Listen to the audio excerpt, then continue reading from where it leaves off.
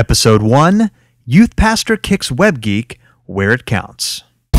You're listening to the Nogeeks Blogcast with Jeremy Phillips from KickTheWebGeek.com. Welcome to the first episode of the Nogeeks Blogcast, the audio version of the KickTheWebGeek.com blog. And the purpose of this blog is to share tips and information about how to set up simple websites. And we're going to primarily use WordPress to set up these sites, but we'll also look at other simple ways that you can kick the web geek out of your life and set up these sites yourself.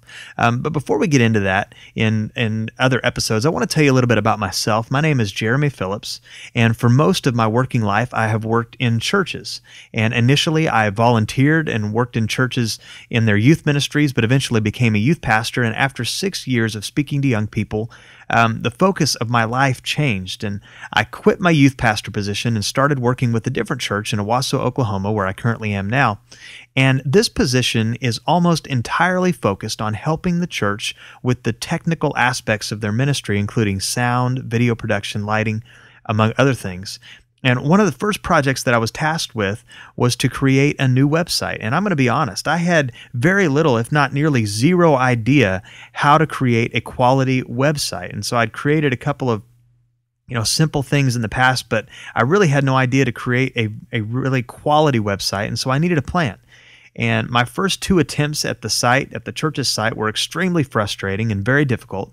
And I'm embarrassed to say that I actually used Microsoft Front Page to create those first two sites. And they turned out okay, but they were very difficult to manage and very difficult to update. And so I needed a better solution that could also set me up to blog and podcast for the church as well. And so the solution that I found was WordPress. And the current site for our church can be found at owassofirst.com. You can find that in the show notes, owassofirst.com. And it's entirely created with WordPress.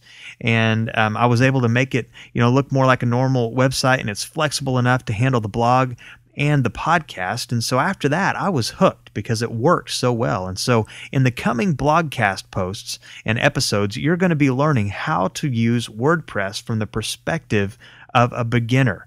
And my goal is to help you learn in a way that even if you have absolutely no experience, that you're going to be able to set up your own website. And that's my goal, to kick the web geek out of your life and to be able to learn, and for you to be able to learn how to do these things yourself. And so on a more personal note, just to get to know me a little better, I have a wonderful wife named Janet and 4 awesome kids, 3 boys and a girl, and we currently live in Owasso, Oklahoma. And while I still work at the current time and pour much of my life into my church, I also have a desire to help you get to the next level with your website. And hopefully this blogcast and the features of KickTheWebGeek.com will help you in that process.